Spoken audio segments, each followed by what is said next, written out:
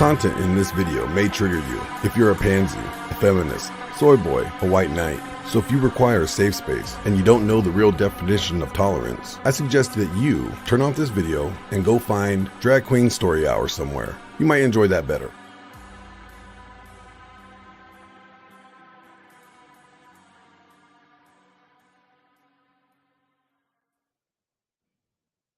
And gentlemen, welcome to the Dragon Ship. We're going to acknowledge our sponsors first, and then we're going to get into it today. Staying fit. And let's get started. The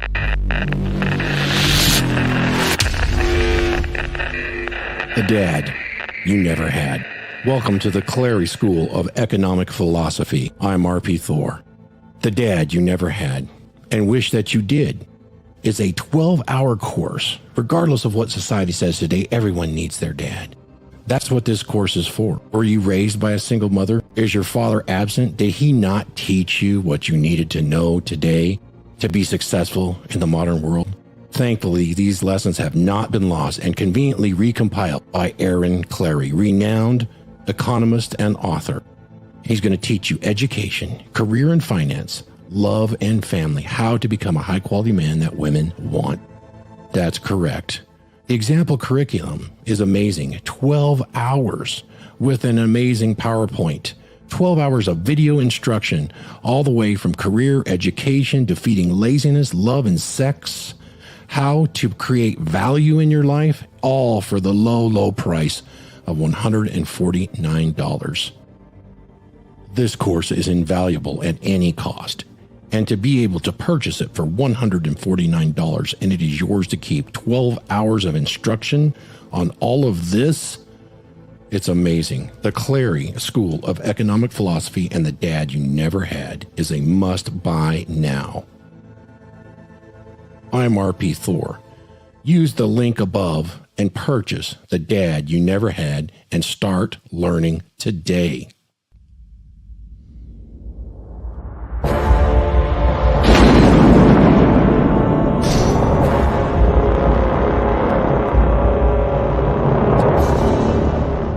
Are you struggling to find a good quality woman? They are very rare indeed these days. If you spend any time at all watching content in the men's podcast space, or you spend time on dating apps or going out to clubs, you're seeing low quality, promiscuous women.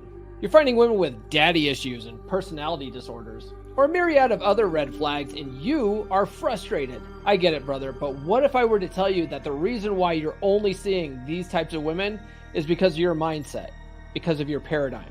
We get what we focus on in life, and you have trained your mind to focus on the type of women that you don't want. So those are the types of women that keep showing up for you again and again. Let's change that mindset today. If you're a guy looking to attract high-quality, submissive women into your life, then I've got the perfect solution for you. And let me tell you, brother, it's all about mindset. That's right, you've got to reprogram your thinking to focus on the type of women you do want. That's where my Practical Law of Attraction course comes in. It's packed with proven psychology-based techniques that will help you manifest your dream woman. Trust me, you won't find this stuff anywhere else. Explained in such a simple, easy-to-use way. And let me tell you, when you start using these methods, you'll be amazed at how quickly things start changing for you. Picture this, you're out on the town, feeling confident and magnetic. All the women are drawn to you like moths to a flame. And best of all, you're attracting the type of women that are submissive and high quality. It's not that they weren't there before, that you weren't aware of them before. My course will teach you how to be more hyper aware of the kind of women that you actually want. It will teach you to believe that you're the most attractive man around. And when you believe it, you'll carry yourself that way. So what are you waiting for? The link's in the description. Start living the life you've always dreamed of. Don't miss out on this opportunity to up your game and find the woman of your dreams. The law of attraction is nothing without action. So what are you waiting for? Act now. I'm RP Thor, and welcome to the Dragon Ship.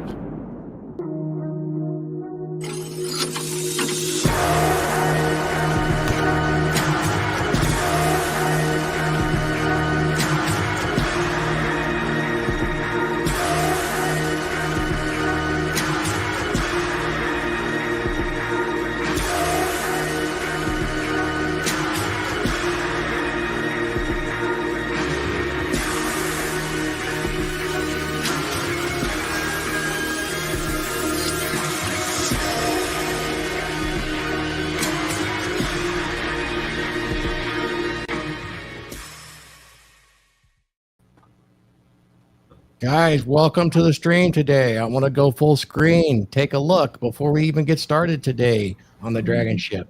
We have merch now.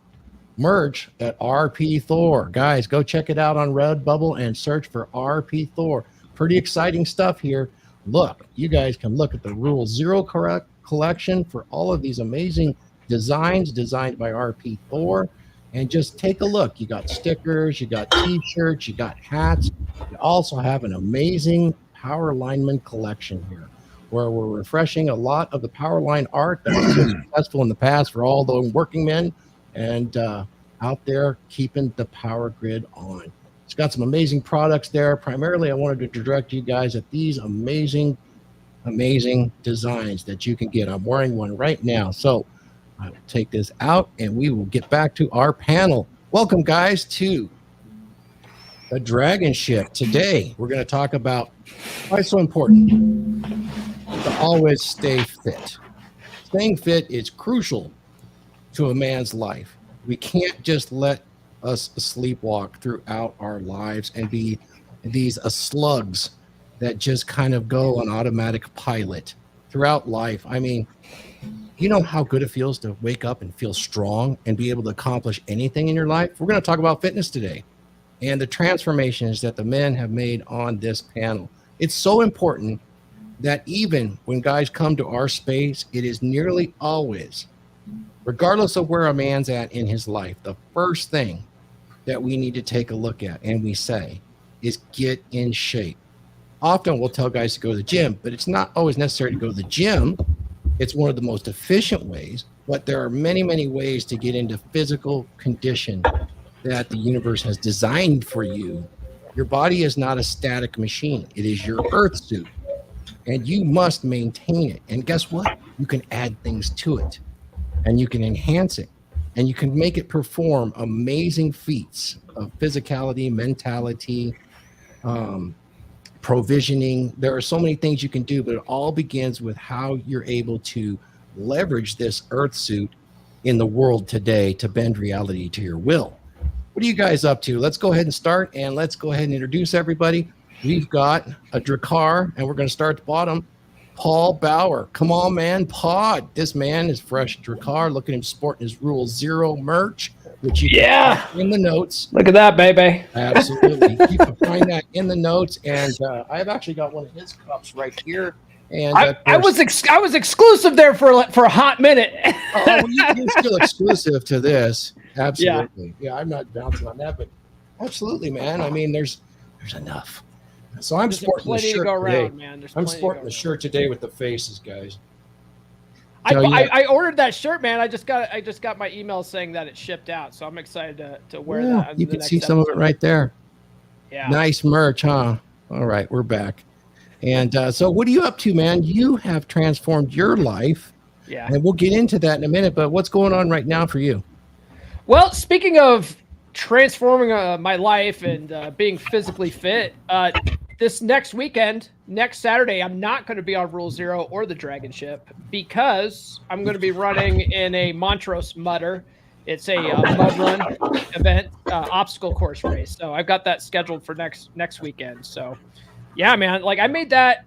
I decided back in 2016 to take my life back and stuff because I was an overweight guy, and I was tired of the way I looked in the mirror. Tired of like being worn out by walking too far and stuff.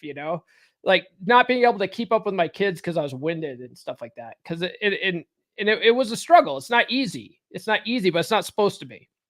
So, and if it was easy, everybody would do it, and we wouldn't have a 75% obesity problem in America if it was easy. So. But I decided to do it, made it a real lifestyle change. Like people say that like on New Year's, hey, it's not a diet, it's a lifestyle change. You can only say that when you really make it a lifestyle change. Until then, you're just, fluffing yourself up.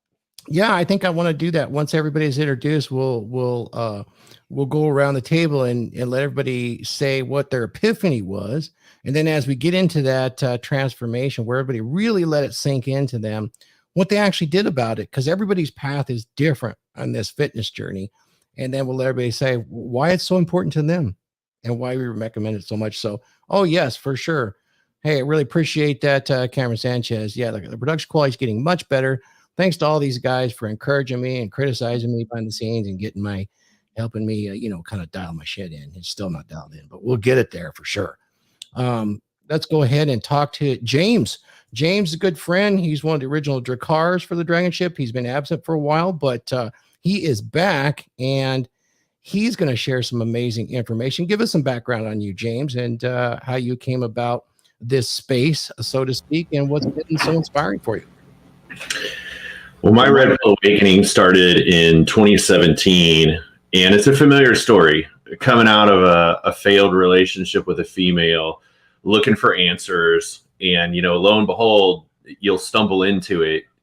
Whether you accept it or not is a different story, but luckily I was in a position where I hadn't made any permanent decisions that can't be easily unwound, and it made it a little bit easier for me to kind of accept the reality of what I was facing. And so I'm probably 6-7 years into this, and most recently I made some changes to my fitness in January and dropped about 30 pounds of body fat. And I'm feeling a lot better, looking leaner, feeling better, and sleeping better. Don't underestimate the sleep, guys. That's a really key part of recovery from the gym. And so those are the biggest changes. Other than that, just working on a personal brand that's launching this year. It's called Based Male. So be on the lookout for that. We're going to have the Based Body System, which is designed for guys that are busy with their career, busy putting it in the universe, but want to have a top 5% physique. And so I've cracked the code on that. I've got the receipts. Yes. Thor will show you a little bit later, but that's what's going on with me. That's fantastic. We really appreciate you joining us again for today. James, so you're about to be on the FBI wanted list. Join us. Yeah, it's true. It's true. I wear it as a badge of honor, Glenn, really. We always could add more to the list, and now you're going to be on the next Red Pill News Report, just so you know. Oh, that's perfect, Glenn. You working on the Red Pill Evening News still? Oh, yeah. I dropped another one, I think, yesterday. Oh, did you do one last night? No, I didn't do one last night. I roasted Ruslan. I shish kebabbed him last night. Yeah, maybe I should jump on there. We'll do a spit roast of him. No, that's kind of gay. Not a spit roast. Oh, okay, all right. But thank you, Shu. Shu saw the show last night. It was good. Danny was in there. Thank you guys for supporting it. It was a good one. I roasted him for like an hour and a half. Oh, you did it live. That's great. Yeah. Oh yeah, it was live. I wanted him to try to hop on, but he didn't come on. Yeah. But anyways, But thank you, James, for joining our most wanted list. We'll add you to the shirt too. Inmate number 7. Yeah. He was definitely on the list in the beginning for sure. So Glenn, tell us what you're up to, what's going on. I know you had a busy week this week, man. You've been making the rounds. Just give us a recap. I was on that debate that Rollo was on Pearl's show. Yeah, tell us a little recap before we get into the meat today. Yeah, so everybody's like freaking out over what Rollo's tweet was. And it's like, these conservatives think they know the Bible really well, but they don't, because they like to reference scripture and stuff like, well, God said you have to have babies and children. But Jesus also said some of you will not be married. And then Paul writes that it's good to not be married. Being single is better than being married if you're doing ministry. So it's like they're contradicting themselves. They don't know what they're saying. They're just trying to throw things out there that sound good. So it was pretty funny because these guys are trying to roast Rollo. I'm trying to get on the show at this point because I'm like, oh no, I got his back. Yeah. I know the scripture better than they do. Here we go. We're going to war.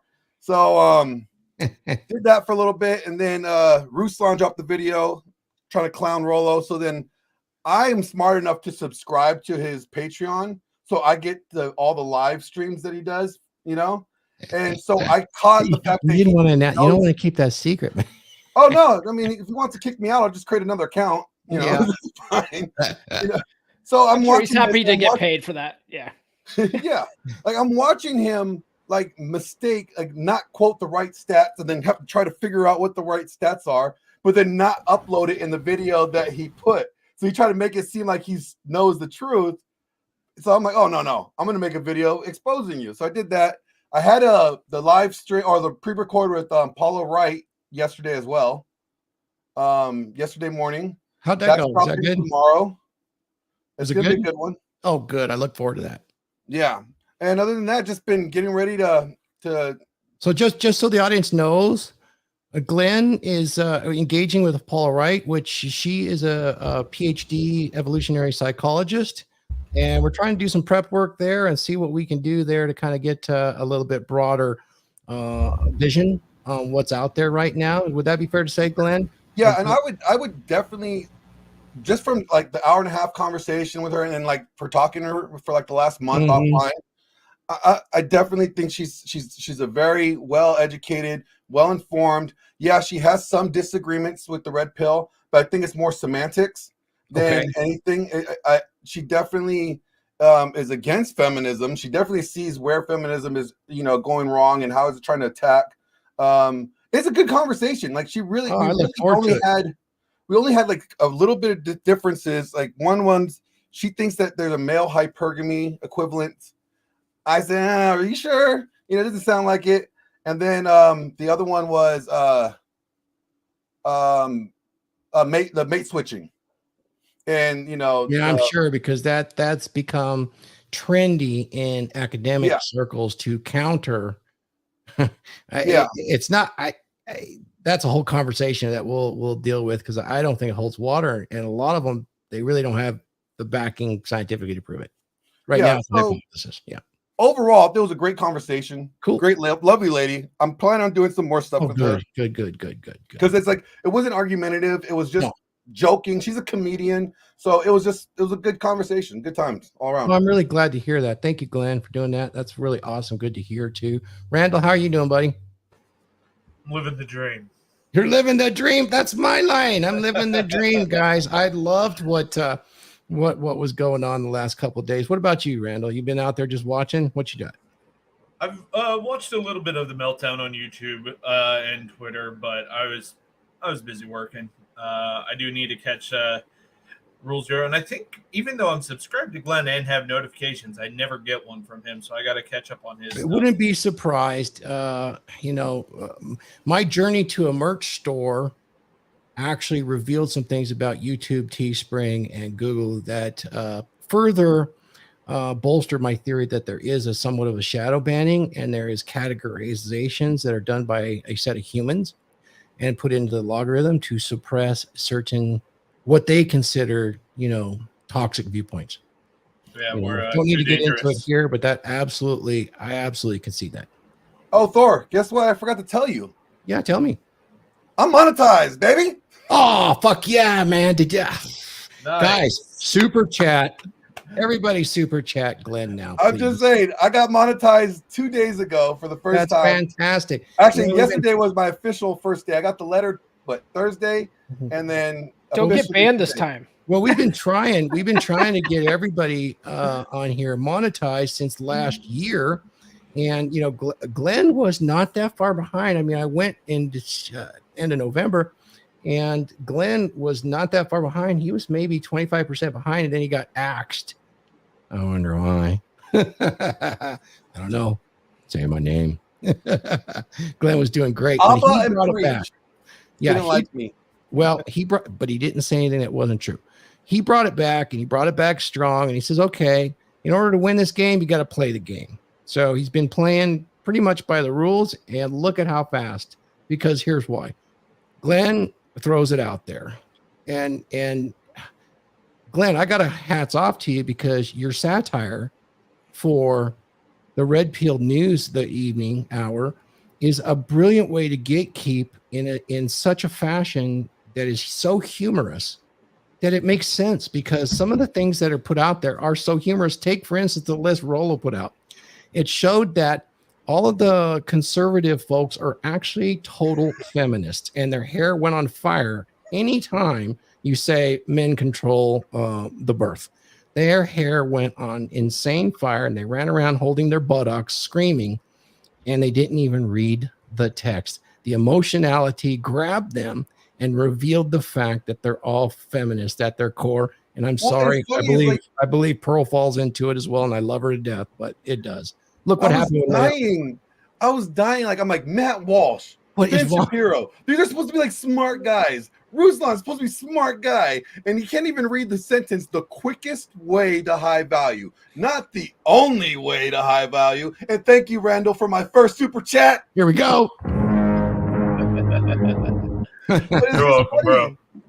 I'm just like, you guys Randall, can't you never super understand. chatted me. God damn it. All right. Look at that. We know. Okay, we'll see.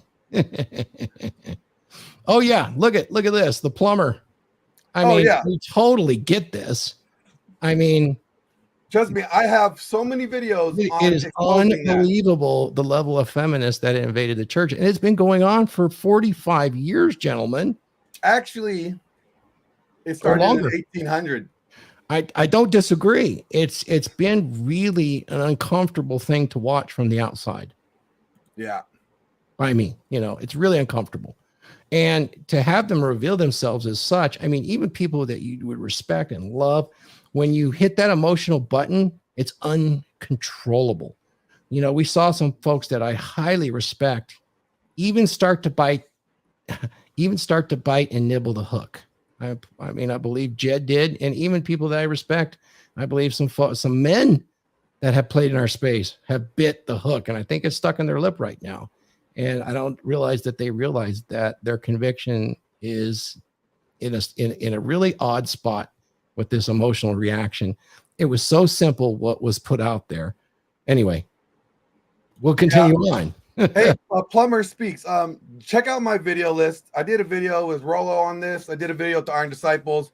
We cover the church topic pretty well. So yeah, definitely, I agree with you. Check out the videos. So let's get into the topic, because it is in no way unrelated, because a man that is physically fit and in shape commands attention anywhere he's at, from females and respect from males. It cannot be ignored when a man shows up that has taken care of his physique, and it's even more when he has taken care of his mental housework, so to speak. He's taking care of himself upstairs. What do we say about those men? Oh, he's dialed in, right? That guy's got his shit together, right? I mean, you see this sort of thing even in dating circles. Like, I mean, Paul, you're essentially a coach in this arena. And you can tell when you're reading these profiles, I want a man that knows his shit or is confident, right? And what breeds confidence in a man quicker than being physically capable? Because we've all grown up as young boys. And how is it tested? It's tested daily on the schoolyard or in the playgrounds or out back. We test ourselves physically. It's like watching two baby bears. They're testing each other constantly. So one of the quickest ways to do that is to actually, get in physically fit shape. And that's why we're saying today, you must do this always as a part of your daily routine, like brushing your teeth. You see, there has to be something that goes towards that. At least you have to think about it, and you have to prepare for it in some ways. There's really no days off when you have inculcated this into your thinking, and the benefits, I mean, are immense. I can't even explain to you guys what it's like, to be a man of my age and more capable than probably the majority of men in their 20s. Still, anybody want to try to challenge me on this? Have you gone to Costco lately? Have you gone to Walmart and looked around? I go to Walmart all the time. I love that place. Yeah. How about Target? Why don't you just look at the mannequins in the female section and the male section? Do you want a dichotomy? Now, here's the thing. Those men that have the mannequins in the male clothing section in Target, they're all thin and in shape and athletic. Yeah, but they look all got around their at the six-packs. patrons. Look around at the patrons. Look at the sizes and the number of sizes in the department. Do this experiment. You'll see what I mean. Okay. So if you look and then go look at the female clothing department, it is rigged for the majority of the gals. Understand that it's rigged for women that are carrying more than 25 pounds of adipose gross body fat. It is not for a normal sized woman. Straight up. The normal sized women in America today stop at the teen section. And even that, they show actually teen mannequins that are 20, 30 pounds overweight. I have a photographic proof, but I'm doing this because I'm not trying to shame anybody. I don't really care as of the fact that we will all pay the cost of this. That's what I care about. We're going to carry the cost in diabetes. Heart attacks for women is now almost even with men. Why? The amount of weight they carry causes diabetic problems, diabetic neuropathy, loss of limbs. This is happening to women in their late 30s. What is going on? Well, we're just lazy right now. We're eating way too much food. I'm kind of getting off track, but I want to start with, I'm setting the stage why you should really make this your number one priority in fitness. Guys, do you want to add about why you added this?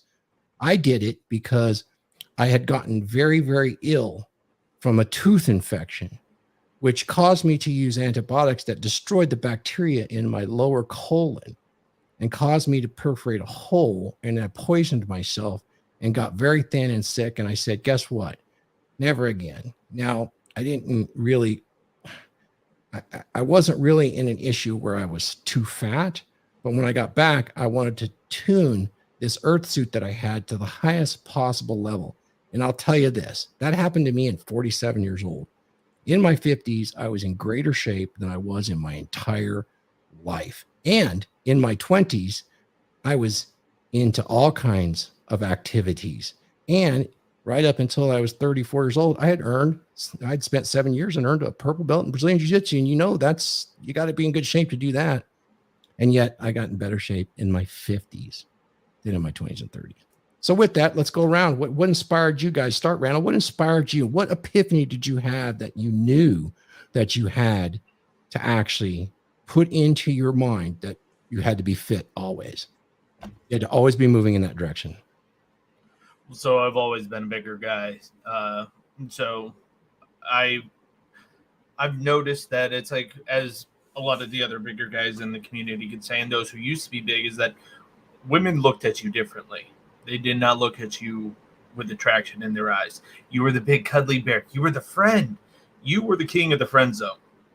And so I realized that if I want to forever leave the friend zone and be the one she goes to for the attraction to get dick down, that I needed to take care of my shit. And like I did for a bit. Like I can add this to it.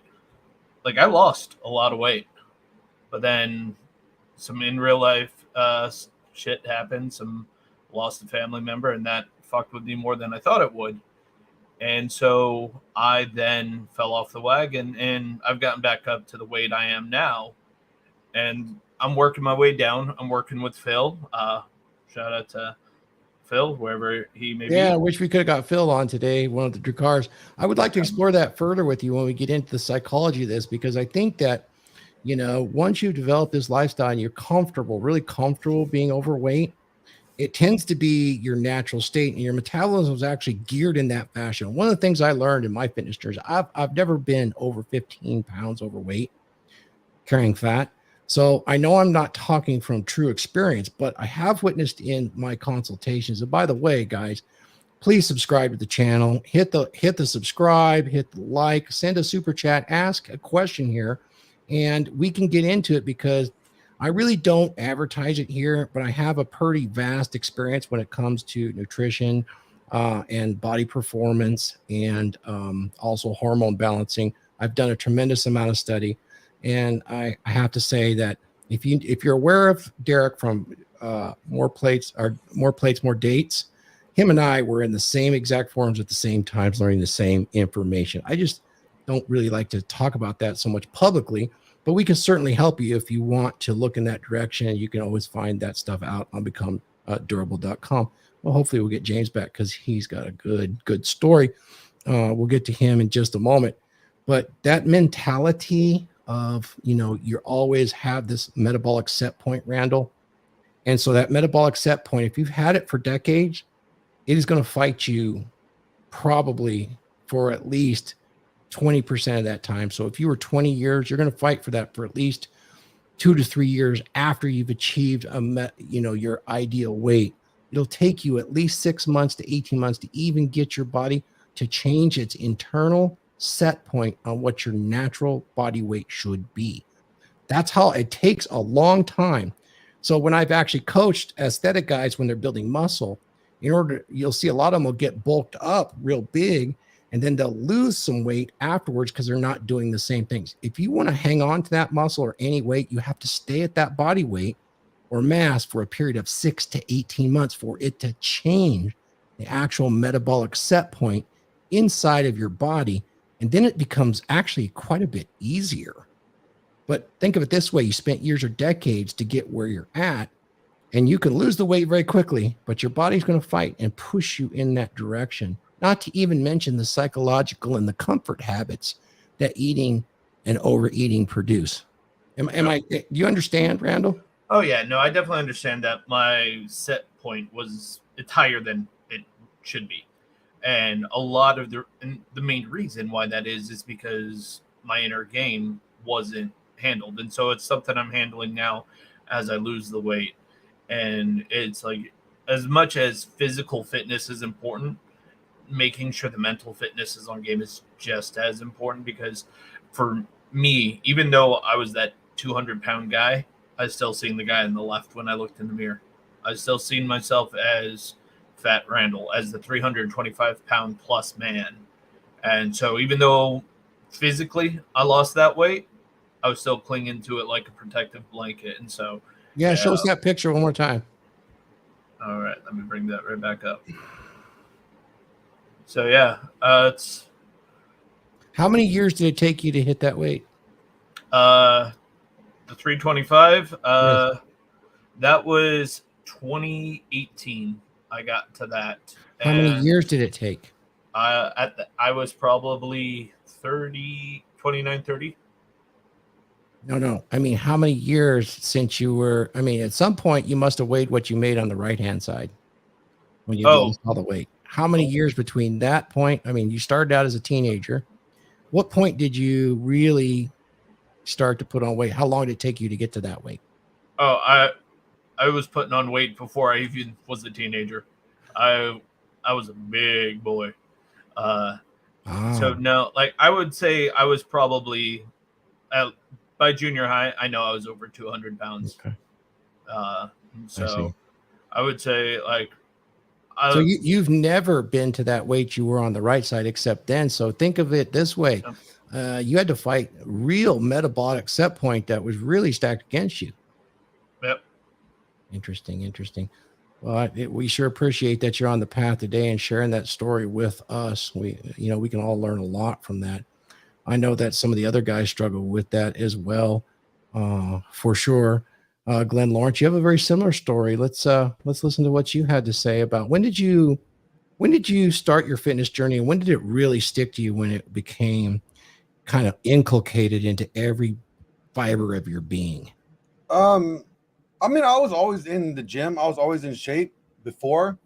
It wasn't until I got injured in the military that after I got out, that's when I put on the weight, because I hurt my back, and I was just upset because I got out medically, so I didn't reach my 20-year goal, and so I was drinking, partying, having a good time, and I went from that was like probably 2 years after the military, and then in 2013 I decided I was going to change. Somebody told me I couldn't ever get into the shape to compete. And the last thing you ever do to tell me is tell me I can't do something, because I'm definitely going to do it, and I'm going to do it better than you. And I actually beat the guy that told me I can never compete in every competition that we ever were face-to-face on the stage. And it took me about 3 years, or two years to dial down the workout, to get the eating right, to get the, to gain the strength. And then by the end of my second year of working out, that's when I started competing.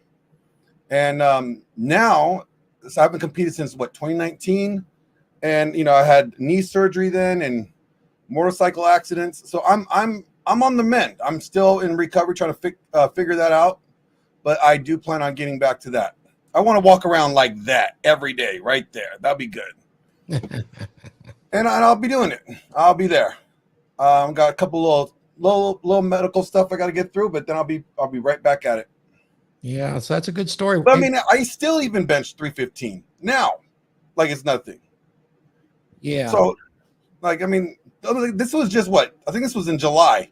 I'm shoulder pressing over 100 pounds, easy.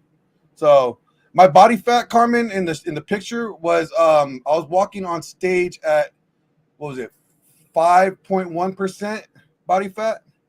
It was like just over 5%. Yeah, so let me ask you a little more pertinent question, because this is where a lot of people fall off, even though they might have been in shape most of their life. You allowed yourself to change your metabolic set point over time. What were the factors that drew you into that? It was probably running up the stairs, playing with my son, and getting winded. Like, I literally felt I was having a heart attack. Did you not realize you were heading into that direction?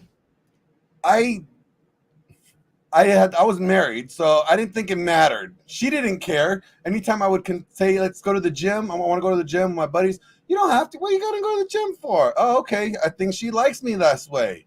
I think she must like me this. I want to stay attractive. This is what looks attractive to her. Then I guess I'll stay this way. So women love dad bods, right? Women love dad bods. Fair to say you took your eyes off the ball and you listened to a woman? Yeah, I was dumb. I was blue-pilled. I get it. Got it. I was a Ruslan. All right. I was a Ruslan. I'm sorry. Forgive me. I was a Ruslan. Just don't remind me. Well, no. That's not the point. I think somebody can learn from that when you really analyze why you would, really don't have anybody else to blame when we do that. It's ourselves. Oh, absolutely.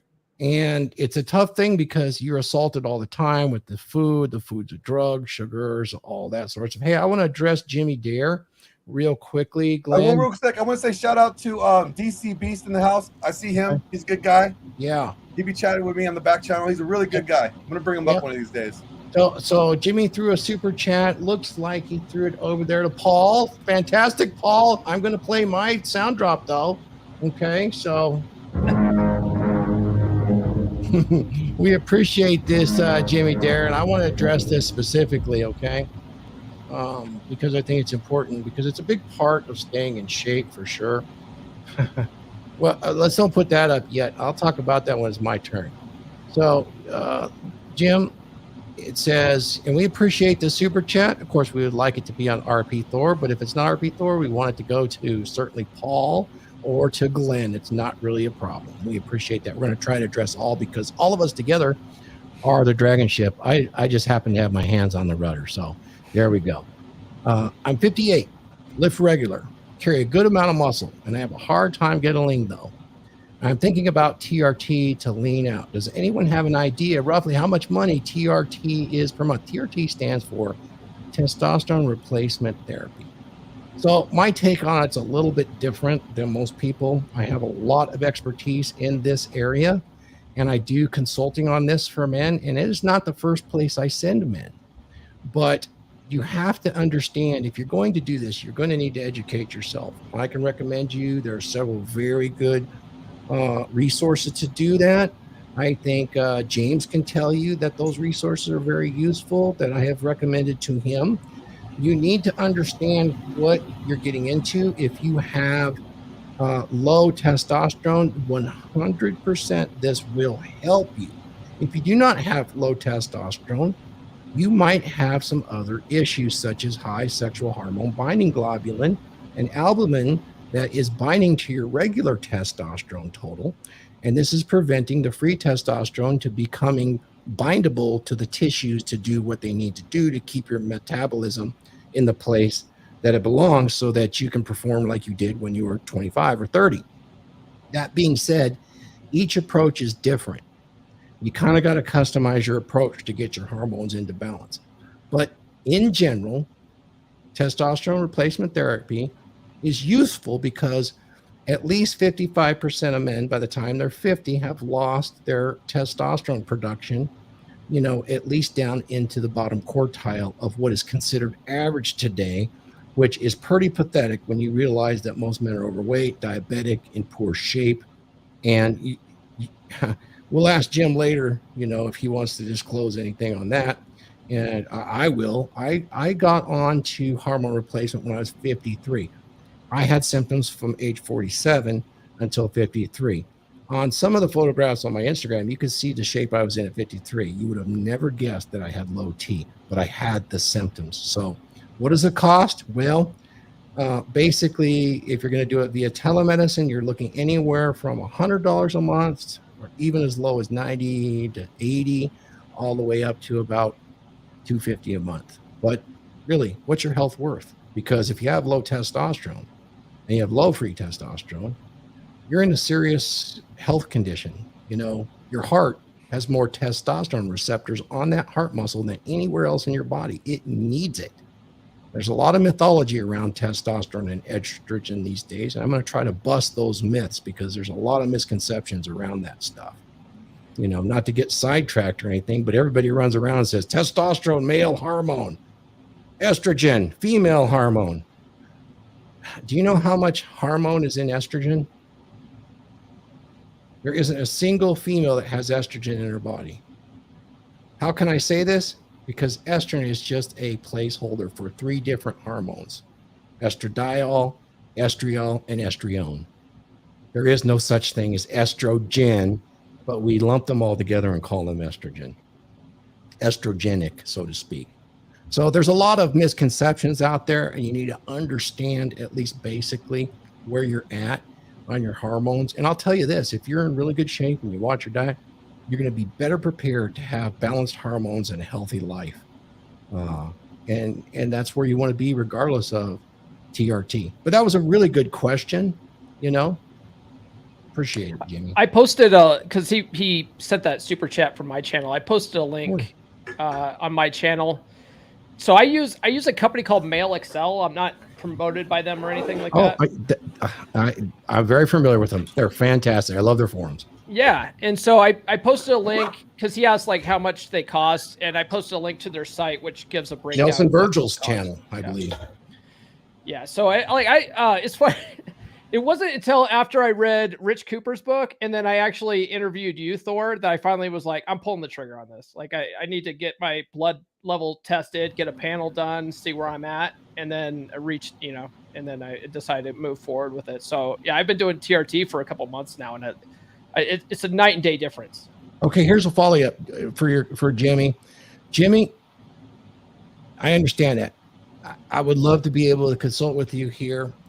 500 is neither good nor bad, but the free test at very low, man, there's a whole lot of other stuff we really got to look at. And just saying your estradiol is on the high side, there's 2 separate tests you got to understand about. If they're just testing estradiol, it's probably not on the high.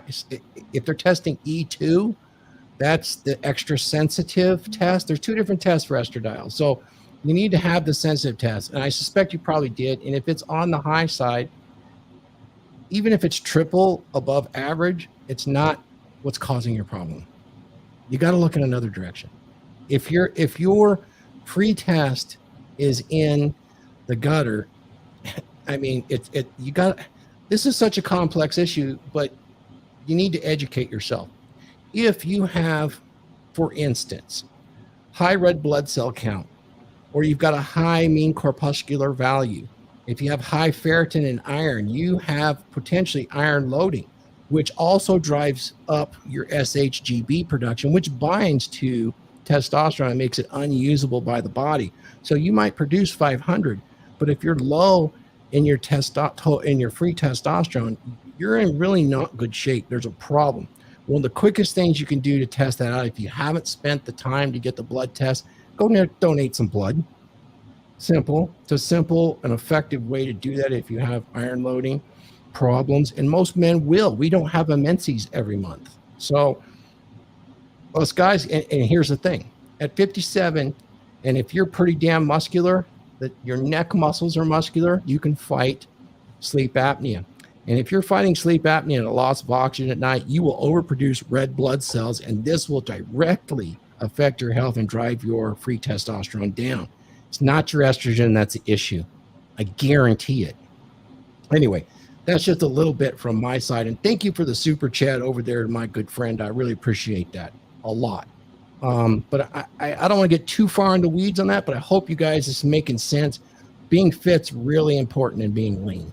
But we will get into a future episode because I think it needs to be readdressed again. There's so many misconceptions out there that we probably need to address it.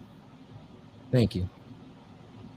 Okay, so I want to get to my buddy James. James, we've known each other for a few years. You're a Drakkar, man. You've given presentations in my Dragons membership, and I'm looking forward to the next one. Guys, if you're not aware, I run a Dragons membership, which is a men's meeting monthly that we discuss these issues such as hormones, fitness, relationship issues, even financial and work issues. Some of our financial series on the Dragons have been amazingly well received, and James has been a big part of that. And thank you so much, James. I appreciate you jumping on here and talking about your story. When did you realize? Give us a little bit of your background and where you're from, what you're doing, and what you've done in your past, and when you really got this epiphany about fitness in your life. Yeah, I grew up in South Louisiana, right outside of New Orleans, and I was a competitive year-round swimmer. So I was always in really good shape in high school, high VO2 max, avid runner. And I got to college, and that caught up with me pretty quick, just the unhealthy food and a lot less structure than what I was subjected to in high school. And so I probably gained about 15 or so pounds and really carried that around with me through college, and then got into, the first job in my career and really just steadily gained weight as a product of a sedentary lifestyle, consumption of alcohol, an inability around the knowledge on how to feed myself and cook, the actual skill of cooking my own food. And then in my late 20s, I kind of had an epiphany and took up long course triathlon and did a number of Ironman distance triathlons, long course triathlon, and was in really good shape. And that lasted probably about 3 years. And that was an enjoyable time. I will tell you, looking back at that time, that my diet was setting me up to be pre-diabetic. I thought I could eat anything, and you can't just eat anything. If you consume enough refined sugar, it might not show on your body, but it'll definitely show up inside of your cardiovascular system, and it shows up as inflammation. And so I looked good, but the inside probably didn't look that good. Briefly, I joined the startup that I'm still with today, almost 11 years later. We took that thing public in April of 2021. In the early years of that period were really hard on me. We had very few employees, and we had massive challenges. So I was working between 60 and 85, 90 hours a week. The company was buying catered food so that we were in the office, from sunup to sundown. And I was coping with the stress from that, not through exercise and meditation and all the proper channels, but through going out and drinking and beating it up. And the net of that is that at one point I weighed probably about 220 at 5'11", with not a lot of muscle mass, no gym training, and just big and roly-poly and super alcoholic. And I made the decision in 2016 going into 2017 to walk down the street from my apartment and sign up for a year of hot yoga and pay up front, where I had to keep going no matter what. And the only reason I chose that is because I had a girlfriend at one point that had drugged me into that. And I figured if it made me uncomfortable, it was probably something that I needed to be doing. And so I started going, And one of the things that was really helpful that one of the instructors said, I think after the first class, they could look at me and tell that I was so uncomfortable and so creaky and so inflexible and sweating to death. And what she said to me was, just keep coming. And those were the words that I needed to hear. And so I did. And within probably 3 weeks, my alcohol consumption had been cut by 4/5. So I would go to yoga. I would come out feeling amazing after the first couple of weeks where my body kind of adjusted to the additional activity and the heat. I would go sit down at my home bar, and it went from having 2 beers and a salad that had steak in it to having 1.5 beers to having 1 beer to having a half a beer, to ordering a beer and not drinking it. And that's when the bar staff that I knew really, really well for years was like, hey man, are you okay?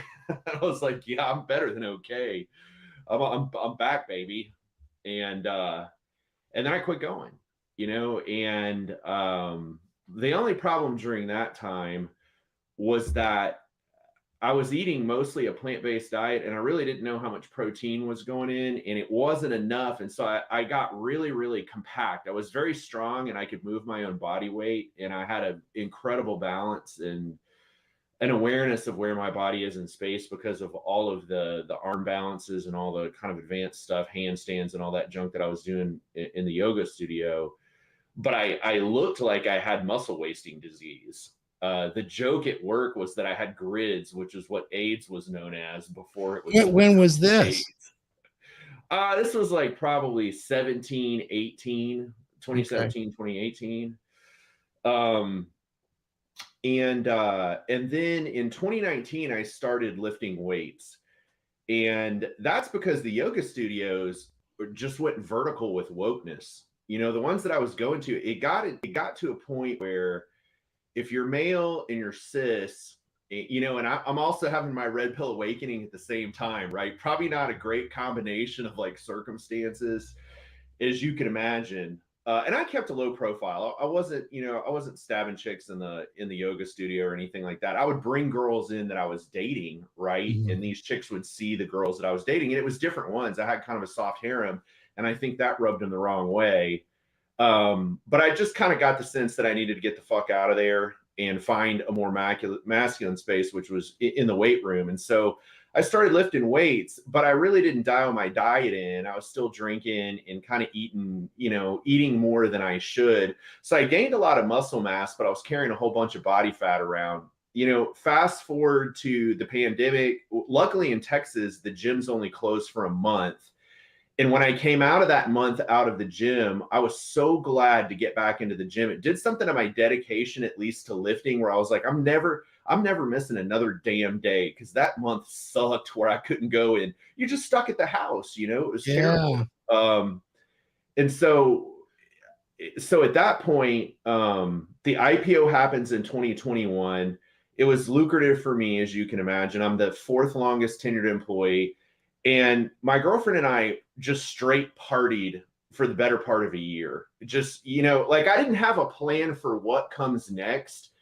And now looking back, if you don't have a plan, like what am I going to do with my life now that I've reached a goal that took 10 years to reach? None of that had happened inside of my head. So it was like a record that was stuck on repeat, because I didn't know what to do afterwards. That's really interesting. I think that faces a lot of people face that. Tell me more. Well, I didn't anticipate it. I just thought I would instantly figure out what to do. Like it would just come to me or something. And the truth is that maybe for some people it does, but it sure as fuck didn't for me. So that wasn't good. So, we were turning up on a Tuesday over at the Hudson House, having a big seafood tower and a couple of bottles of Moe. And, that is not good for the human body. And so at the beginning of this year, well, in December and in November, I was looking at myself in the mirror, and I realized that I was coaching my girlfriend on how to take pictures of me where she was only kind of getting from my shoulders up, because that's the part that looked good. And I was just embarrassed by how I looked. I had everything. I got money. I'm not a terrible looking guy. I got a beautiful girlfriend, blonde, 6 feet tall. I bought her implants after the IPO. I mean, she's a well, she was my man. Anyway. I saw my her. man. I'm telling you, best $6,500 I ever spent. Board certified surgeon. Cannot recommend that enough. And so I just said, what's the one thing that you don't have? And it's the thing you can't buy. Like I can go get another Rolex and that wears off after a couple of weeks of looking down at your arm. The one thing that I didn't have was a really, really good physique. And so this year, on January 3rd, when I started, I said, I know the plan works. It's a great plan. And I am going to see it through. And I did. And this morning I got Amanda to help me with a 4-point Jackson Pollock. And she's like, I had her watch a bunch of videos this morning on exactly where the sights are and how to pinch and all that. And it says I'm 6.5%. And so I'm going and doing a DEXA Monday. That piqued my interest. And I was like, okay. Well, Jim, the Jackson Pollock's really good. You can go all the way up to 7 or 9. The point is whatever you use, be consistent. That's right. You are very lean. I imagine you'd see more vasculature in your abs if you were shaved. So I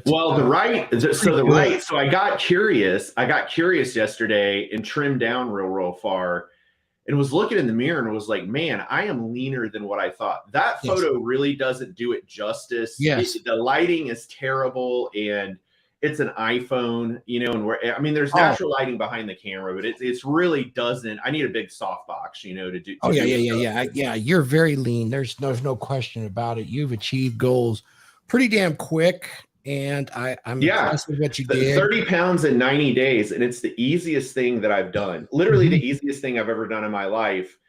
And so the natural question is, well, what the hell changed? What made it so easy? And why not before? Why now? Why couldn't you do it before? And those are interesting questions, I think, to explore. They are. And there's questions that you should explore for a lifetime as far as fitness. Now, there's certain things you can't maintain forever.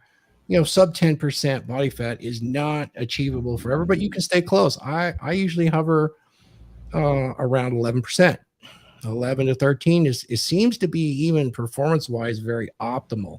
That way, if you do get sick or anything like that, you have a cushion that you can deal with, and you still have a good 6-pack and your obliques show. And that's kind of cool. You still have that sort of thing, but you did a really good job, and I appreciate it. I was very fortunate to be able to speak with you early on before you started the journey. So that was great. Well, I think the audience should know you've been a big influence and source of information on hormone optimization. And so just a little background there. I think it's important for guys to understand. I had my testosterone panel tested in late 2018, and I was at 285 nanograms per deciliter, which is low. Now, you would have never really known except for the lack of muscle mass. This was during the grids period, okay? Very lean, but not a ton of muscle mass. And so I started hormone optimization then, and that made an enormous difference in my ability to be able to build muscle mass. Now, I didn't do myself any favors by carrying around way too much body fat. And as I've learned, so you turned me on to Jay Campbell's, Testosterone Optimization Bible. That's a really important book. Guys, if you're thinking about doing this, if you do it through telemedicine, those clinics are very unlikely to really educate you deeply on the specifics of each of the measures, each of the indicators on the hormone panel. The book is easy to read. This is probably his 5th or 6th book, so it doesn't read like a textbook. He's gotten better editors where it's really kind of entertaining and it reads pretty quickly. And you can get that book and you can learn how to read your own hormone panel and really how to manage your own hormones so that you have a tighter grip on it than a once every 6-month hormone panel testing that's required by law through the telemedicine clinic. So that's the piece of advice I would give guys. And I really should have done that sooner.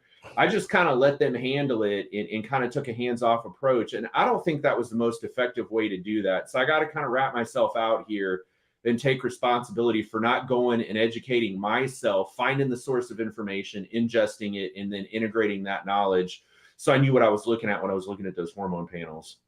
Yeah, no doubt about it. There's a lot to look at there, but it's worth, I mean, in reality, every man should have a base understanding, and it's not that difficult if you take the time to do that. And then, if you do that, that's really important for you. Guys, I'm an advocate for the ladies too here, and this is where a lot of folks in our space really get it wrong, because they're so fixated on all these myths around hormones that they don't understand them. They get it really, really wrong. I mean, I have all the respect in the world for Jedediah Bila, but when she starts talking about estrogen and testosterone, even if she has doctors on, she doesn't understand. It's getting a vasectomy does not lower your testosterone ever. There's so many myths out there. I know I sidetracked, but it's important that you understand that. You understand what resistance weight training does for you, what endurance training does for you, what moving your body does, stretching. All of those things are super important. In fact, there's a whole esoteric side to this that's really important for you spiritually, even though I'm not a super spiritual person. And then there's the nutrition side. And, I've talked with James and I've talked with Brandon. I don't really prescribe, when I'm doing my consults, any in particular diet. A lot of people want a diet and it becomes a religion. And I've been around long enough to understand that just getting a base TDEE calculator, and for those of you that don't know, you can come and get a consult with me, or you can talk to any of these guys, but that's basically a total daily energy expenditure calculator.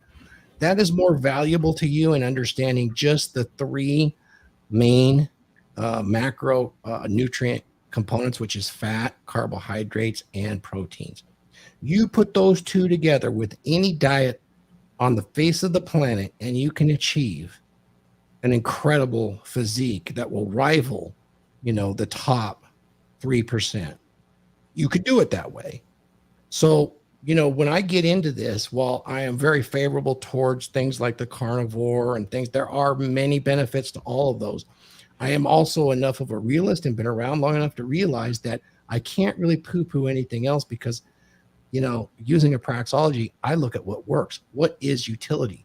And the utility in the nutrition game right here, and I could create a program and I could sell lots of them, but if I'm going to tell you the truth and not put the effort into it, it's really the utility that you make of it. So if you're comfortable with a certain set of foods and macros, and that works for you, and you can adhere to a TDEE that is designed for the body weight you want to achieve and hold for 6 to 18 months, that is your solution, and that will absolutely work. One of my favorite pro wrestlers is a guy named Brian Cage, absolutely jacked, and he says it very well. All diets work if you're consistent. That's guys. This is such an important point that you're making. I'll tell you, there's like three things that really have changed for me. The first one is that I took the time to figure out what I would eat long term in terms of a meal plan. And I did the work to design the ingredients and the amounts inside of each one of these meals to match the macros that I needed. And so I came out with a diet that I could eat consistently. And that the joke that's a half truth that I tell people that ask about it is, this is food that I would choose if I was sitting down at the home bar where I socialize and relax when I'm done with work a couple of days a week. I generally don't drink when I go down there. They've got kind of this sparkling water from Lagunitas called Hoppy Refresher. That's a 0 calorie, 0 alcohol. And so I just sip on that. And I just want social interaction because I've been working from a home office all day, and I'm a social creature. And so the first thing is that it's food that I would choose to eat at the bar. So for example, I've got a steak frites. I've got a steak tacos. I've got a steak and Texas toast. I've got a pizza, a homemade pizza that I can eat the entire thing like a fat kid and just scratch that itch, or I see Randall, it's like, hey, let's order a pizza and eat the whole damn thing. Look, I'm that guy. Okay. So I got that.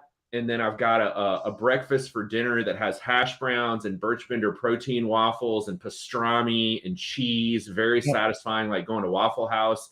And then on Sunday, I do these Philly cheesesteaks that have prime ribeye in them and real provolone grated on top with a bunch of caramelized onions. Absolutely. And when you love what you're eating, you don't feel like you're like, I could just do this forever. This is just me. This is what I do, you know. And that's really the key to the nutritional stuff, Jim. Yeah. You know, you remind me when you say pizza, I want to get to Paul and hear his story, and then we can get more into nutrition. But I can attest that as you learn this about the diet, you really find what works to you. I would make this pizza and I would use ground chicken as the crust in order to stay high protein. And you guys would be shocked how amazing a chicken crust pizza actually is. Ground chicken with some Romano cheese and Parmesan cheese and a little bit of Italian seasoning in there, flattened out and baked for 25 minutes first. And then you put your toppings on and go for it. Is absolutely amazing. Sounds like you got to make a video for that soon. I have one. Wanting it. I have one, and I have some prep videos. It's coming. We'll do another episode. You know, I did some of my prep videos before, Randall. We were going to make you know what? Maybe we should put those on the membership, because we got a few members on RP Thor right now. It's very reasonable, guys. $4.95 a month to support this channel. You can join the membership. And you know what? I think we'll go ahead and post some of those cooking videos in there for the members only. Paul, I want to get to you, man, because your story is pretty amazing too. Take us from the end, man. I'm so glad that you're here on the Dragon Ship. You're such a great addition. Thank you, sir.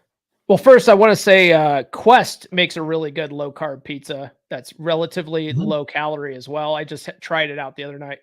Freaking amazing. But I used to be a fat bastard. This clip here that Randall's got queued up. What the heck? Yeah, dude. I was, what do you call it? Corpulent?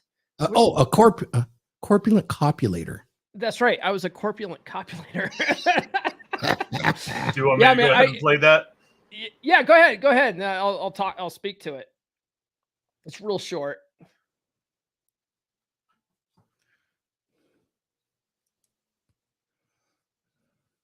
All right. Stupid OneDrive. The corpulent copulators. All right. Well, he's figuring that out. Yeah. So that clip, it starts off with I used to have a tech channel years ago on YouTube called Tech Chop. It's still there. And you can go back and look at how fat of a fuck I was. I was so fat. That was back when I was married. Much like Glenn, I was married and just thought like it didn't matter anymore, right? I made my vows. It's till for sickness and health. So that's Paul, do you think that's why when guys get married, they pull the pin on the fat grenade? Is that the same with the women too? I think it's the same. Just complete laziness is really what it comes down to. It's like you don't have to try anymore, and it is complete bullshit, right? On both sides, it's complete bullshit. And so throughout my marriage, and I was married for 14 years. Throughout that time, I gained weight, and then I would go on like crash diet, lose it all, and then gain it all back. And so when I finally got divorced, I was about 230 pounds. This was really close to the end of the marriage here. Is it going to play now? Oh, there we go. It's playing. Can't hear the music with it though, but that's okay. So that first clip there is from my old Tech Chop channel, and I found that because it shows really just how chubby I was, you know. And I think at my heaviest, I was about 230 pounds, which doesn't sound like much, right? Especially if you're jacked, right? 230 pounds is like, you're pretty beefy dude. But if you're only 5'9" and you're 230 pounds and it's mostly fat, like that's bad, right? That's what that looks like. And so then the other clip there where I'm doing like the rings and stuff, that was last year at Tough Mudder. And and it was and that's from Tough Mudder as well. That's a big fucking difference, son. Yeah. Yeah, you can really see it on the right there, like how much I lost and how much I actually have some muscle definition. So fuck you, Jack Napier.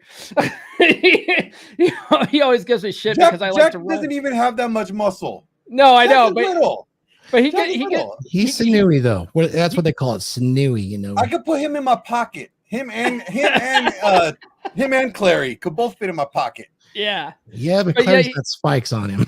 Yeah, he's a little thorny, isn't he? Guy. Yeah, a little thorny. Not horny, Thorny. Yeah. That's just his personality, though.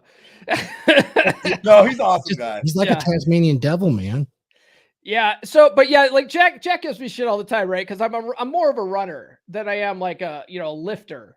In fact, I prefer to do body weight workouts. In fact, that's what I've been That's doing. really good. Yeah, that's what I've been doing lately. Because I'm a firm believer that there's really only 4 exercises you really need to hit your whole body, right? And that's push-ups, sit-ups, pull-ups, and running, or squats if you don't want to run, right? That'll hit your whole entire body. And like I don't think crunches or sit-ups are necessary. I think there's some controversy around that, but fuck you. because I mean I definitely I think it don't helps your back. I don't do core any. exercises in general is good, but I mean your core is also your lower back too. Yeah, So, what's it? John Fitch says like he never trains his abs. He just does deadlifts and I other don't things, either. and his abs just sort of get mixed in with that. I get that. Abs are made in the kitchen. Yeah, 6 packs are definitely made in the kitchen. For Yeah, sure. Don't do any ab workout. Like my last show when I took first place, I didn't do not one ab workout. Glenn, don't tell me what to do.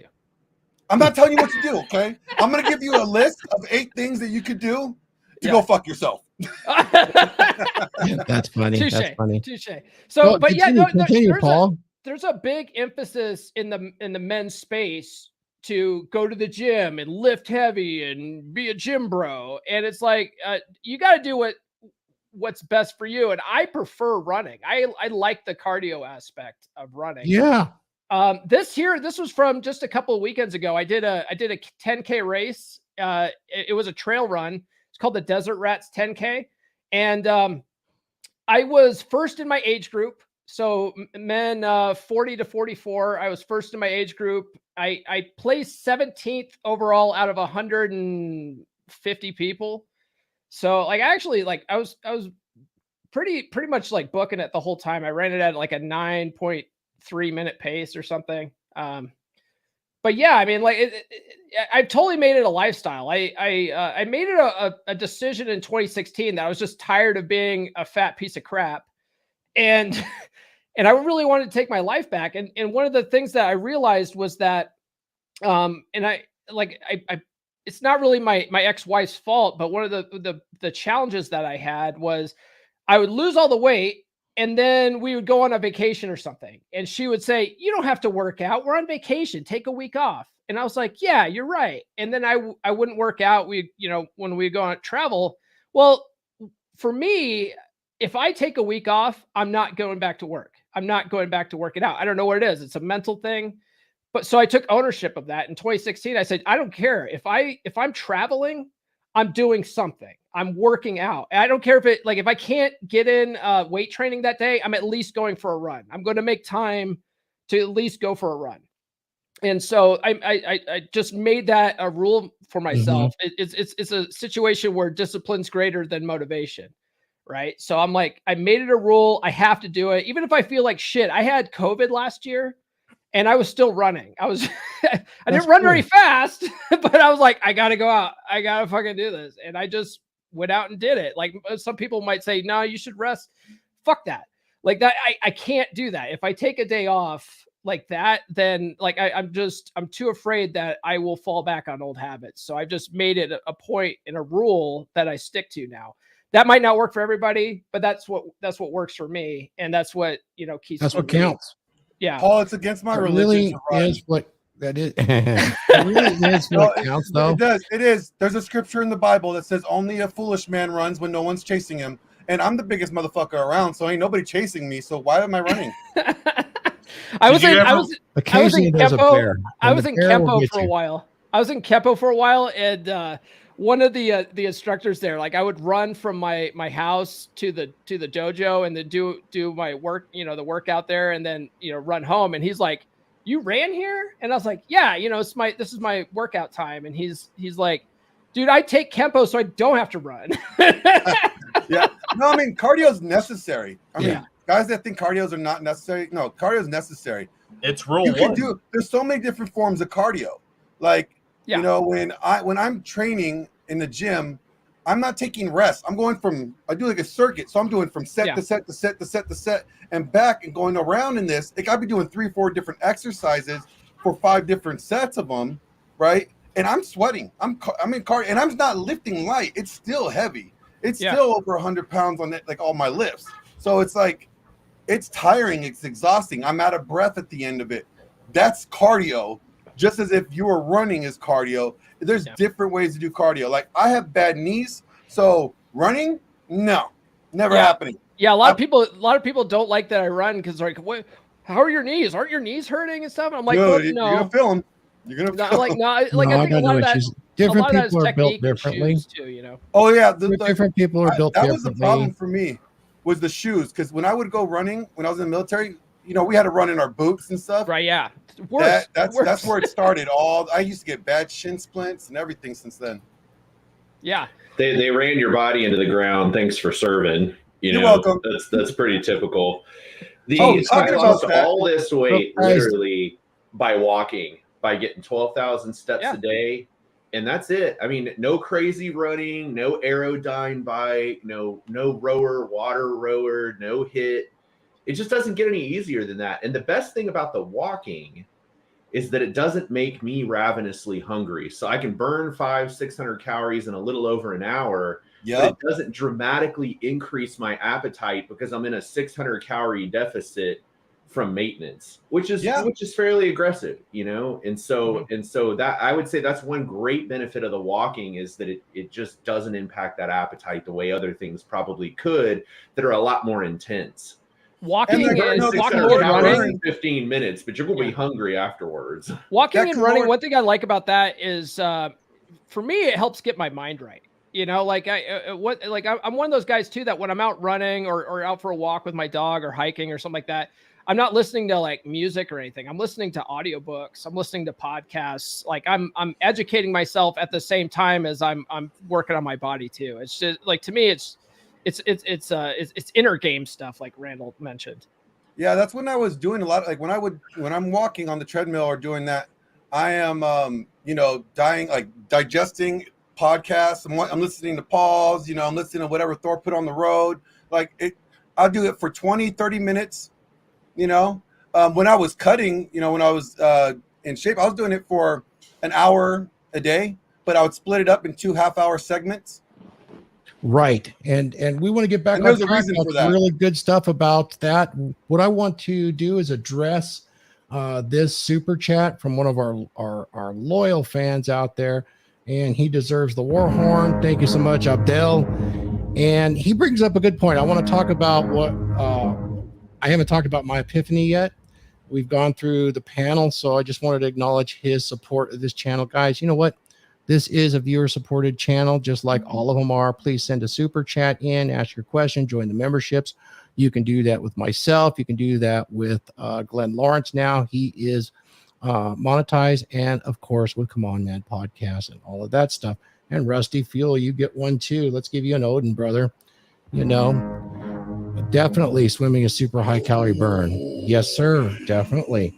And here's I'll address my points on Randall. Go ahead and put up my transformation. I'll go from there.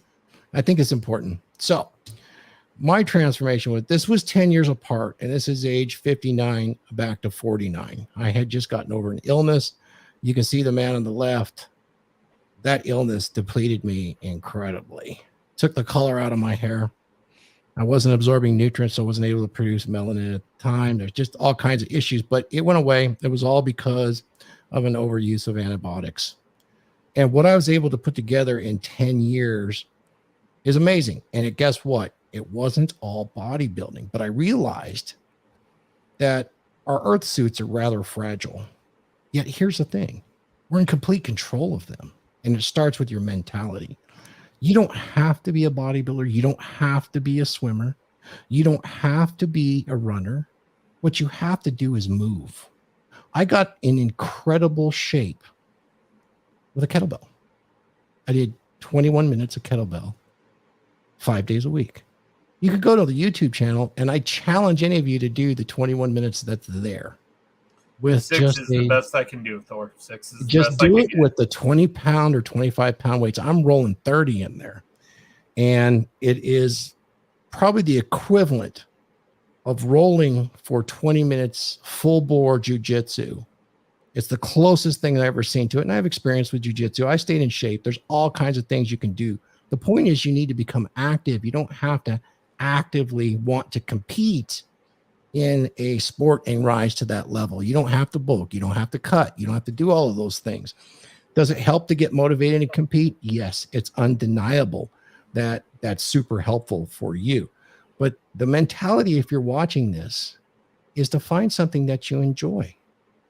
Kettlebells was fantastic. I've since moved from there because I need efficiency. While that's super efficient, I had to modify it due to personal family circumstances, but it's okay. I mean, you can see the gym behind me, so I have no excuses. I can do things. And, you know, getting to that size of mass is great. And it was my genetic potential. But the reality of the situation is I must be leaner. And now that I'm in my 60s, in order to live longer and have more performance in my life. That's just a fact, because I need to be able to pump that blood around. And that's kind of the goal we're on right now. Although it's really fun to be big and strong, you get an awful lot of attention. And I would encourage you, if that's something you like, to explore it.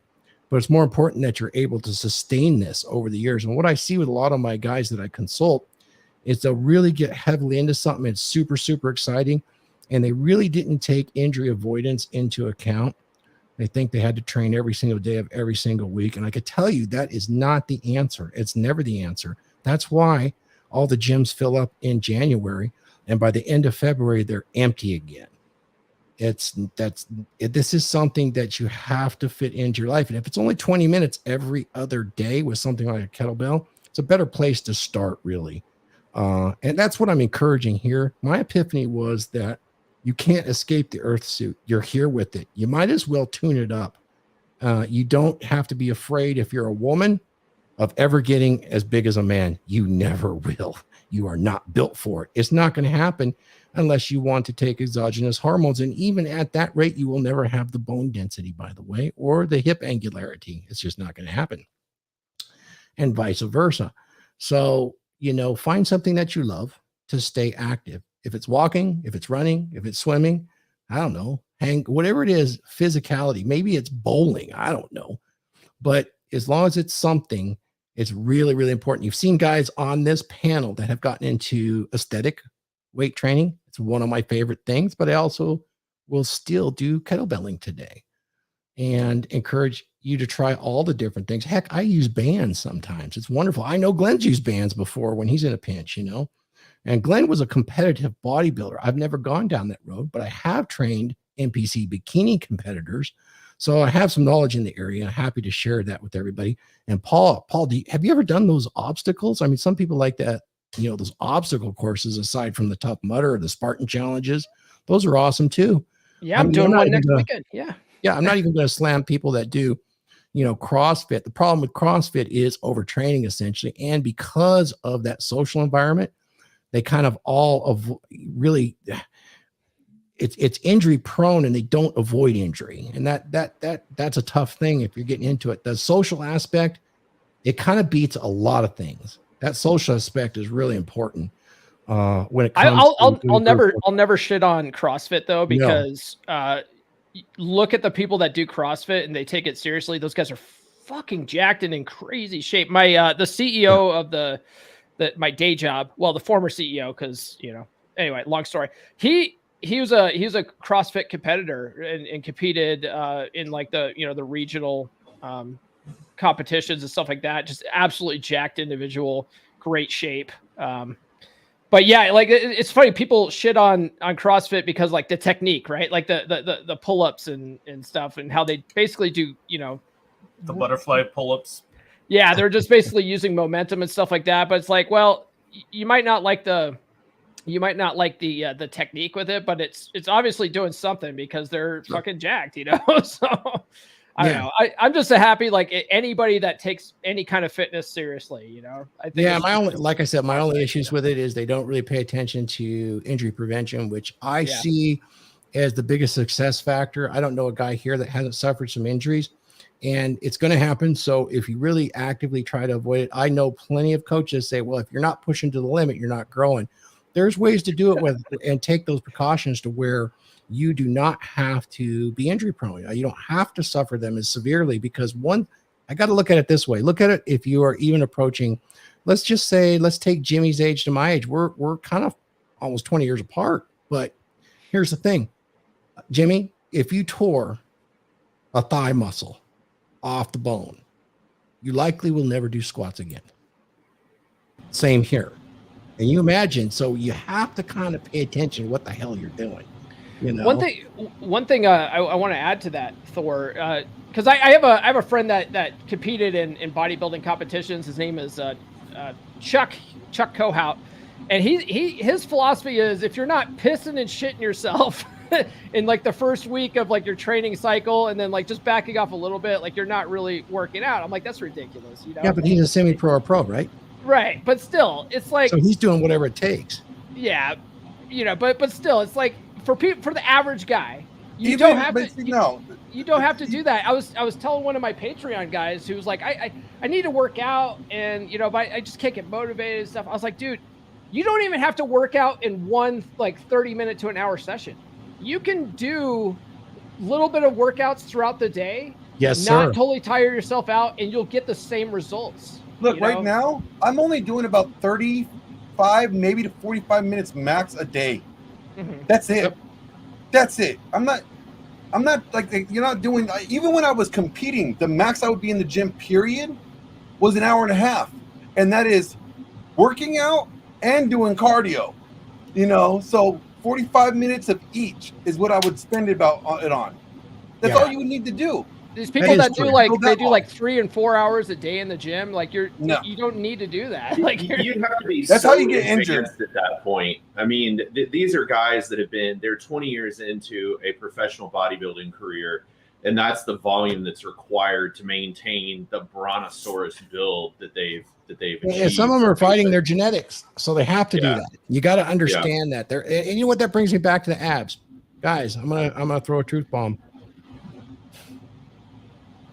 The ab separation and the ligaments are almost 100% genetic for you. I'm sorry, but that's a fact. I have the extra ligament. So if you even look at my photograph while I'm doing the video for my kettlebells, I have an 8-pack. That's not because I have extra muscles. I have the extra ligament. And so that separation and how deep that ligament separation is what determines that as much as you want to build your abs, it is extremely small amount that you can build them. Yes, they get a pump. If you've ever had an ab cramp, you know that they can get a bump. But what you have is very much genetically determined. And if you just get the V taper that Jimmy is sporting today, you're in the top 5% of Americans right now, and you're going to draw attention to yourself. Jim, how does your coworkers look at you now? Have you had comments? It's an undeniable objective fact, my physique. These guys are all smart guys. They all make a lot of money, and they all think pretty highly of themselves. But when they look at me, they can't take anything away from it. You know, it's respect. Yep. It's respect. And it's funny because when they talk to me, they voice their limiting beliefs about what they're capable of in the way that they make comments towards me. They'll say, man, I know you're working so hard and you have this really high level of discipline. And what they don't know is that the mindset that I've discovered makes this really effortless. You got to have a great plan, but then the consistency and the execution is really what brings the results on over time. And if they realize that it was really kind of more of a mental game than anything, I think it would be really easy for them too. Awesome. I love hearing that. You know, let's go ahead and let's acknowledge one of our dear friends supporting us. Thank you, Danny Arnold. Guys, we appreciate it. We are definitely viewer supported here. And of course, you can super chat here with Come On Mad Podcast. And now, congratulations with Glenn Lawrence can be super chatted as well. We got him there. And Danny, these are the men I want as part of my zombie apocalypse survival team. Gentlemen, warriors, every one of them. Here's a little something for our cookie jar. Well, we sure appreciate that a lot. I want to say one final thing, guys. I want your opinions here. And it's fine. It's fine because I don't hold anybody to this at all. One of the things that I advocate when it definitely comes to my consults and getting guys really focused on becoming fit. Before I do anything, Jim, you're going to know this too. I asked them about how much they drink. Alcohol. Alcohol is processed in the liver. It is a toxic substance. You can say whatever you want. There's even been people that says, yeah, a drink or two a day helps keep the blood slippery. Gentlemen, those studies are not correct. The red wine studies, it's the resveratrol in it that counts and the offset from the liver processing. There's not enough resveratrol in a couple of glasses of wine to make any difference. You'd have to drink gallons a day. So that's really not. And I got the receipts on that in the research. Andrew Huberman Labs turned me on to that. Yeah. I don't drink alcohol at all. And it's a huge factor for so many. And I'm wondering how much of a factor it is for adults that are overweight too, because alcohol is processed differently in the body, but it does stimulate metabolism, and it's treated as if it was sugar, causing a spike in insulin. This can cause insulin resistivity. It's a big deal. When I was training, and if I go to the gym and I was like out, let's say I went to a buddy's house and they were drinking, we had a party. The next day, and I try to go to the gym, I wouldn't be able to work out for like 3 days afterwards. Like, that's how bad alcohol. Like, when you're lean and you don't drink and you're working out, it actually sets you back further. Like, for me, I'm like, is this partying night gonna? Why do I need it that bad? I could have a good time without drinking, and I enjoy the gym more than I enjoy drinking because I don't feel like shit after I go to the gym. I feel great after I'm done drinking. I feel like shit. And I don't want to feel like shit for the next 3 days. So, nah. Interesting. And I don't hold it against anybody that wants to have a drink here or there. I'm just so pleased when I see a man that's drinking for most of his life come to that epiphany as he gets older and gets more and more in shape and actually takes some time off of drinking. It's the clarity of thought, really, because believe me, 20 years ago, I used to make my own beer. It was freaking amazing, man. But it's basically a liquid bread. I wouldn't expect anything less from a Neanderthal like you, Thor. Viking savage. You made the best coffee beer. Shit. Yeah, I know. It's a porter. But anyway, it's something you could do immediately to start your fitness journey because it will have its extreme metabolic effects within a month, faster than you actually starting to move. But anyways, I just want to throw that out there for anybody watching that, wants to get. To touch on the alcohol thing, though, if you do want to drink alcohol, drink vodka because it's got 0 carbs. that is true. And whiskey. As long as you drink it straight. Yeah, you could get the straight toxin without all the extra carbs. Yeah, I'm with you on the whiskey. I can't touch the vodka, but I'm pretty sure that the body treats any alcohol you drink like toxins, and it prioritizes purging that. So because like I'm on the keto diet. Yeah, I'm on the. I do keto, and so they're like, you can drink it on keto because there's no carbs, but basically what happens is your body stops, burning fat and stuff like that, so it could process the alcohol out. So basically everything that it's doing needs to stop so that process could be handled. Then you go back to burning fat. Yeah, you put a pause on it. Yeah. Heck, we could just bypass all that and start drinking absinthe again, right? Cocaine, baby. Make Coke great again. Make Coke great again. What is going on in this panel today? Jimmy, what you doing? I know you go to Mexico a lot, Jimmy. All I know you go to Mexico a lot, Jimmy. Did you bring anything back over here to these guys? It's funny that you bring that up. I really kind of crossed the Rubicon on drinking on vacation and eating on vacation. And I'll just share this briefly. What I've discovered is that when I go out to eat, I start with protein. Where's my protein source going to come from? And typically I pick restaurants that either have kind of high-end seafood or high-end steaks. And so I'll pick a steak out or I'll pick a seafood dish out. And I'm not shy to ask them, how many ounces of this fish is it? And they'll say 4 ounces or 6 ounces. I'll say, this is what I'm going to do. I'm going to buy that dish, but I need you to sell me a la carte a second piece of fish. And they'll do it. They'll do it, you know, and they may have to ask somebody how to price it and go put it in the point of sale terminal. That's fine. Oh, they do it all the time. Yep. Yeah. And then I just pick responsible like sides to go with it. You know, do I want the lobster mac and cheese with the truffle oil? Yes, but it's so hard for me to estimate how much of that I can eat because of the calorie density. It's sort of like a giant diamond. When you look at it in the case, you're like, I can't tell if that's 6 carats or 18 carats. I just don't know. I'm not, it's too hard to estimate. Right. The other thing is that I discovered what it's like to go on vacation and come back completely rested because I didn't have anything to drink. I slept on vacation. I slept and rested. And I went and lifted. We rented a golf cart. This was on Isla Mujeres.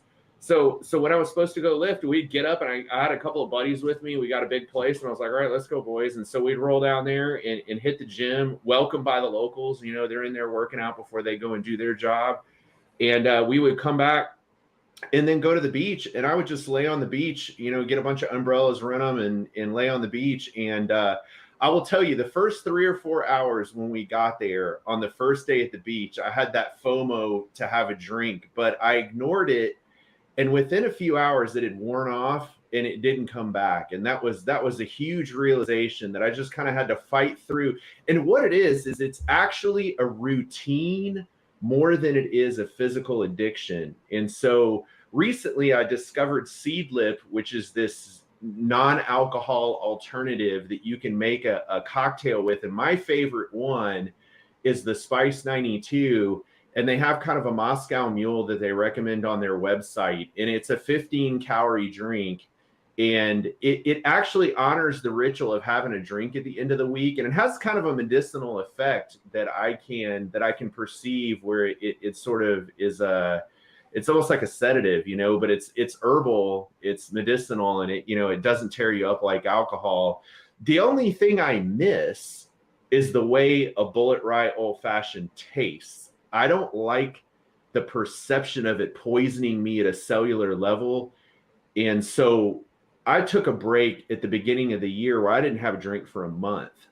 And then when I came back, the way my body perceives alcohol had changed just in that month, where it's much more like a poison, and it doesn't produce the euphoria that it did prior to the beginning of the year. You know, so I'm on a corporate sales team. I sell banking software, and the team is literally lubricated with old fashions, like a machine that has to be oiled. You just pour the old fashioned in, and the machine produces sales for the company, you know, and you pour it in by the gallon. So I've been at these team events, and the bartenders are just making old fashions en masse and carrying them around on trays because people are drinking them so fast.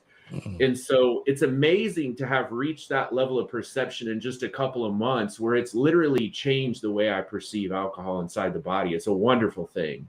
It really is. I mean, once you know what it does, I mean, yes, of course I enjoy drinking my drink, but it's funny to me. I've been at some social resort events, and I'll order my vice right now, which is Red Bull, which, you know, it's got aspartic acid in it. It's got some aspartame, but it's loaded with a lot of vitamin B. But I'm not going to kid myself. It's not that great for you. But I've had people sitting there drinking Long Island iced teas and all of the beers tell me that's not good for you while they're sucking that alcohol down. I literally drink energy drinks in every fucking episode. Yeah, out of all of them, if you do look at this can, it does have something interesting. You know, the whole energy of this comes from two things: caffeine and niacin. That's what gives you the flush, you know, essentially. So it's loaded with that and vitamin B12. Of course, it does have the aspartame. We know that's not extremely healthy, and it has the aspartic acid, you know, from the carbonation. Not the best thing for your digestive system. Absolutely agreed.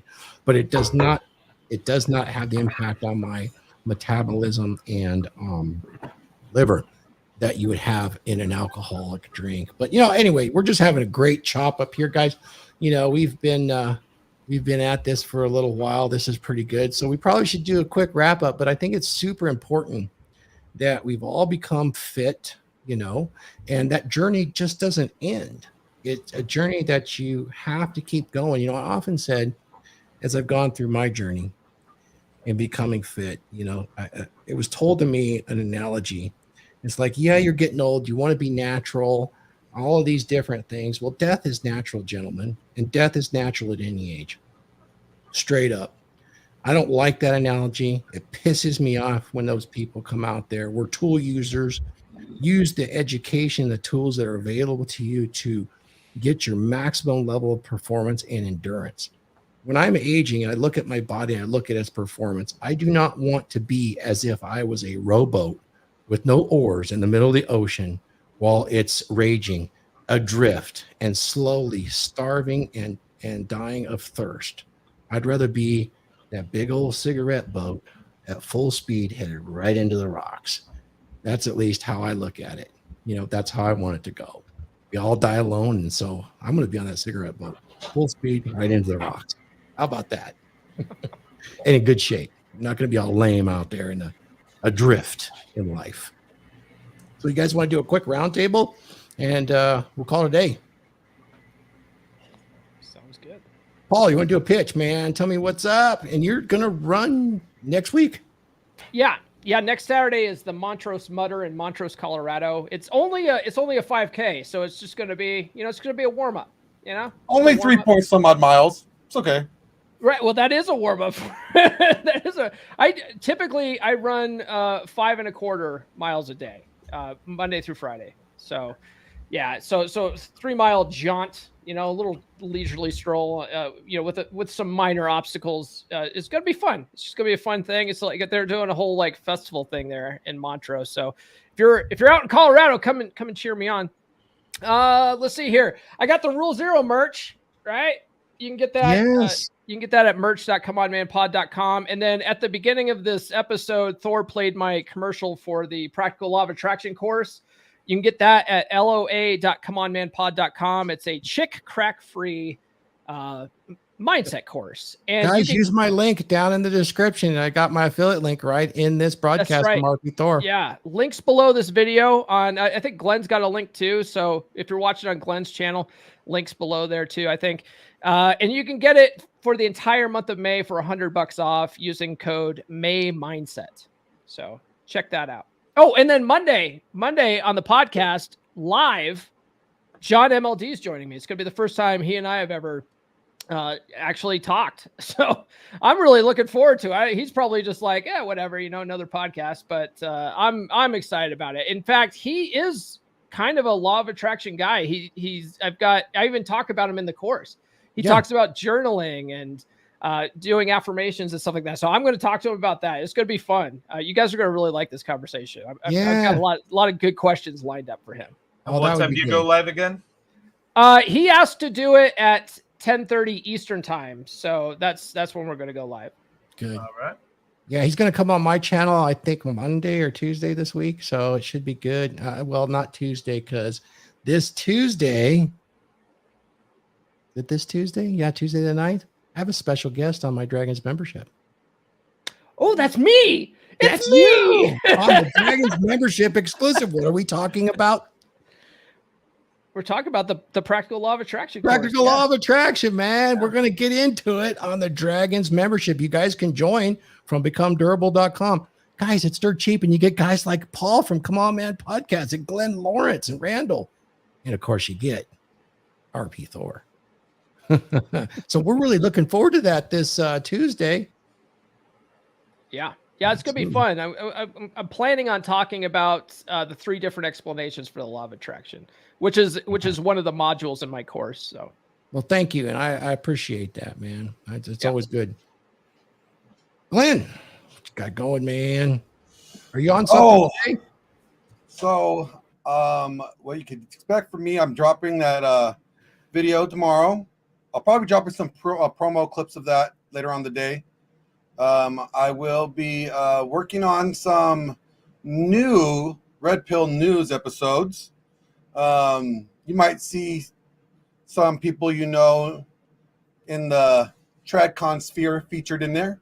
It's going to be great, in my opinion. Besides that, let's see. You guys can always reach for me for consultations. All my information is in my description. He's pinned in the links below. He's got his link tree along with the rest of us. Yep, in the link tree. Other than that, putting together a couple episodes for the Trident. I got some topics, and they're going to be pretty epic. Damn, dude! I gotta get with you soon. I can't do it today, but soon. I got a topic I want to do with you. Yeah, for sure. More adult-oriented, tongue-in-cheek, right? Oh yeah. Oh gosh, I have one topic you're gonna love. But anyways, sure. We're gonna have to move on from that because it can't be here. Because you know what? I'm gonna have to put it behind a membership because I like that. It's just not content suitable for the wokies. Yeah, we're gonna have to do a special broadcast. I want to talk to you soon. Maybe. Let's chat afterwards. Yeah. All right. So, Randall, what do you got going, man? Not doing much. Just working out. Trying to get this weight off. Doing great. I'm trying. I always feel like I can do better, and so I've committed to by the end of the year I will be under 200 pounds. Wow.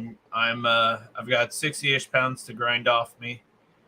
So I'll be doing that. For those who are part of MLD's community, the next year of men will be starting up. So I'll be signing up for that. So you can find me there. You can find me in the Dragon Ships chat. If you guys want to follow me on Instagram at Talon the Titan. Other than that, it's just regular life.